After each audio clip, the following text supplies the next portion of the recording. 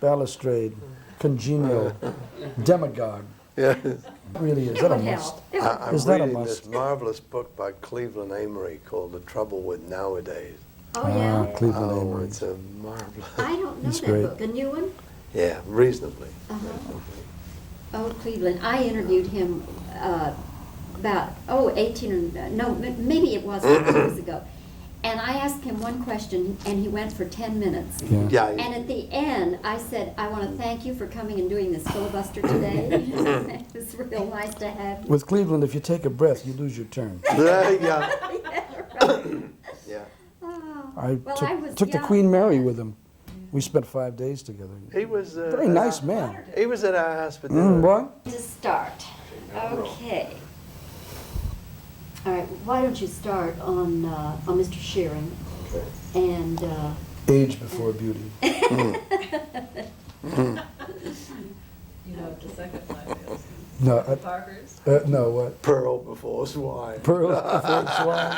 Ah, Dorothy That's Kilgallen great. and Dorothy Parker. ah, pearls before swine. Yes, that was All right. Dorothy Parker's reply. Great. we are now ready. And we're going to address the first question to you, George Shearing. And that is, first of all, refresh my memory. You and Mel did win a Grammy this year, right?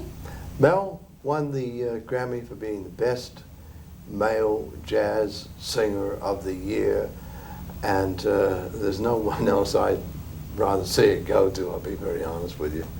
I think it was very well deserved, and I was just very glad to be a part of the album that won it. I think Mel and I both share the opinion that it's a pity that there isn't a category that would take this up so that we could have done it as, you know, kind of somewhat equal participants. If you know, can you imagine giving a Grammy to Simon but not to Garfunkel? You know, that's the way Mel and I feel about each other, if I am correct, and it's a pity that that couldn't come through in the. Because he got it on the basis of his singing He got it on on the the basis album. of talent. That's what he got it on. When you get around to it, ask me the same question. I shall, okay. Well, let's just get on Mel right now then and follow that. Hi. Okay. Hi out there in Dallas land. Hi. Big day. Hi. Mel, you have something to add to this. No, George, with his lovely English background, is very gentle and very charming and very easy on Naris. I'm not. I think it's swinish to do an album in which George Shearing and Mel Torme, as a matter of fact, candidly, and I don't say this patronizingly and I don't say it in any way, shape, or form humbly. I sang well on the album. But if I did, it's because of the extraordinary combination that does occur when George Shearing and I work together. And it's one of the most Pyrrhic victories, maybe the single greatest Pyrrhic victory I've ever won, because when I won, I was very hard put not to be rather graceless about it when I found out that neither the album nor George were nominated. So I can tell you this point blank, we won that Grammy. I say it behind his back, in front of his back, to the side of his back, and I will say it in his presence and beyond his presence. Wow. We won that Grammy, and you know, sometimes I look at people on the Oscars, Bobbie, and they say, I share this with the makeup man and the hairdresser and all those wonderful people out there, all the extras and the director. Well, I sometimes look at them askance and think, oh, get on with it, for God's sake, you know. But in this particular instance, honest to God, we won the Grammy. And I just think it's really sad that the Grammys are they're really put on for very young people. If you watch the show, you see that it is a desperately, let me underline that word, desperately youth-oriented show. The best thing I can say, and you can edit this any way you want, okay, Bobbie? I'm starting to sound like Cleveland Amory. The best thing I can say for George not being nominated or winning is that when I won, my name was mumbled with 49 other names who won Grammys but were not important enough in their categories to be allowed to have their moment in the sun. By that I mean in front of the sun gun, in front of the camera, to be able to step onto the dais in front of your peers, or perhaps not your peers, and say, gee, this is great, I appreciate winning, and I want to thank you not only for myself, but for George Shearing, who shares this with me, okay? Now, all they did was rattle my name off. I think Carol Bayer Sager said, best male jazz vocalist, and Mel Torme. It's ignominious, and it shows what the Grammys are all about. And I'm not an ingrate. I'm delighted to have won it, but I wish I had won it under much more equitable circumstances, and that means George Shearing. Wouldn't you think an organization like that would by now have enough power and enough influence to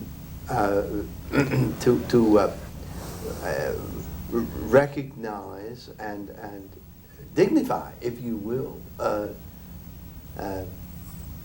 the more artistic side of music? I'm sorry, you know, again, you can edit this any way you want. I don't happen to like about 80 to 85% of what the Grammys are all about. I mean, I don't. I feel the same way. One thing, now we haven't Can't said. listen to too much. One thing that we haven't said here, what is the name of the album, Mr. Shearing?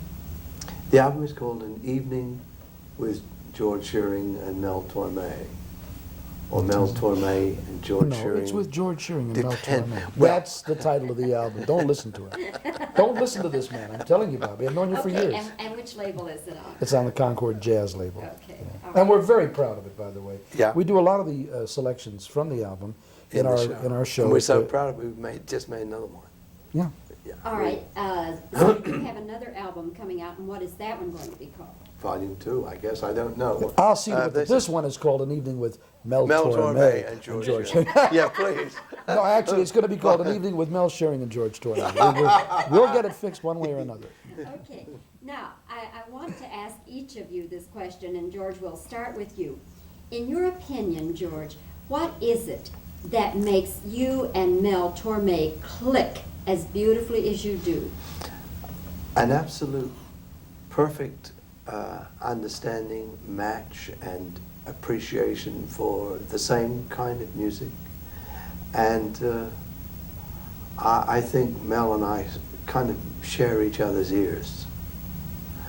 I think that, you know, I loan him mine and he loans me his. I mean, it's that close, you know. There's no guessing, and there's very little need of rehearsal. All right, Mel? Why improve on perfection? He said it all. He said it absolutely all, Bobbie. Plus, one minor thing that you left out. We are extremely close friends off the stage, as you can tell, as well as on. And that mutual enjoyment of each other's company, of a sharing of exactly the same kinds of music that we enjoy, not only playing, but listening to. We're great listeners.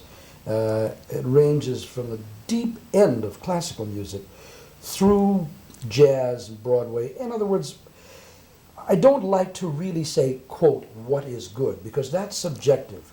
And I have come to a place in the road in my life where if a kid walks up to me and says, yeah, Led Zeppelin, that's the best music, that's fine. Because if he really feels that way, he's perfectly entitled to feel that way. I may not agree with him, but as Voltaire said, I will defend to the death his right, I'm paraphrasing him now, to feel that way. But George and I, it really is extraordinary how we really share, individually and collectively, this extraordinary oneness of the kind of music. We both react precisely to the same. We could be twins. We really could musically, certainly. George, do you... Except he sees a little better than I do. That's the only difference. George, do you play Mel's charts, or do you improvise behind him? That's a very good question. Even when I'm playing something like Blues in the Night, I conform to Mel's charts, but there's parts in there for me to improvise on. When I do things like A Nightingale Sang in Berkeley Square, or It Might As Well Be Spring, these are almost totally improvised, hopefully with little bits of difference every night to keep a certain degree of freshness going. And Mel does the same thing. He never sings it the same way. I never play it the same way. But it always comes out the same way because, not the same way, but it always comes out with the same kind of feeling and musical direction and where it's going. And there are no chord clashes because I know when he starts a phrase where he's going and what he's going to do. I breathe with him. I love to sing. I wish I could. I breathe with him because I know how he feels about phrasing, lyric reading, and musicianship and music phrasing. See, that's when accompanying is really a pleasure because it's not accompanying anymore. It's kind of, it's equal participation without getting in the way, because goodness knows, It's a musical marriage for sure. It really is. It's sharing, is what it amounts to. And you'll get a kick out of this, Bobbie. There have been many nights when George and I have performed, let us say, a song that is something less than a happy song. It might be a torch song. For instance, we do a song currently in our act called "How Do You Say Auf Wiedersehen" by Johnny Mercer, one of the last lyrics that Johnny Mercer wrote. And it's a terribly touching, bittersweet, poignant song. There have been nights when George has knocked me out so much with what he's playing that here I'm singing "How Do You Say Auf Wiedersehen" to things you'll never see again, and there's a great big broad grin on my face, which does not fit the lyrics, and which I don't like to do, but I can't help it because he is inspiring me to do that. He may be hearing a little Rachmaninoff in the background or something of that nature. That's exactly right. Yeah. And I could spend the night talking to you two gentlemen. I really could, but you've got a show to do, and we've got a couple of editing shots here yet to get. So may I thank you both very, very much. Mel, you and I are kind of old buddies. Sure. And George, I hope that we are buddies because I have seen you perform. It's my very first time to talk with you. And by the nature of your questioning and the way you conduct these interviews, I think it would be very easy to be a buddy of yours. Thank you really you. Do a marvelous thing with it, and I've enjoyed talking to you. And I know Thank Mel you has. so much. Absolutely. Okay, now. And all these new shirts. How's that feel, man? Nice and light, and no button, and no tie. No tie, pal. Open, long collars, right? Okay. With my tux. If you'll both now look at me, and he'll get one quick shot, and then you'll be finished. Okay. Okay, Mel, you each other talk to or to me, you? Well, and we've talked to each other for many, many years, Bobbie. Why not? Yeah. I mean, if not you, who? Right? Am I correct? If not Nod your you, head. who? George, if you'll just talk, say anything. We're not recording sound. Say anything. Yeah. You know, Mel, when I looked at that that shirt of yours, Yeah. I thought you needed a shave, but. Well, that's all you, right? That's all Melvin. Yeah. My very little devil. Yeah.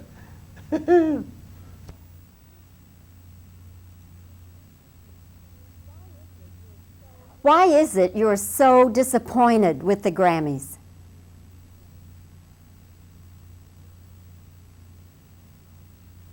All right, now over. What is this disappointment you have about the Grammy Award?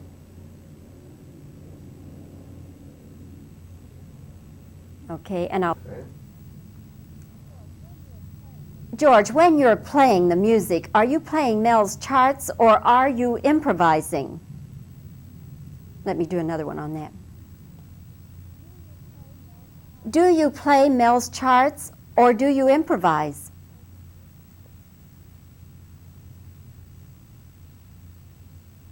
Okay. And Mel, why do you think that you and George Shearing click so well? And over here? Okay. George, what is it about you and Mel that you click together so beautifully?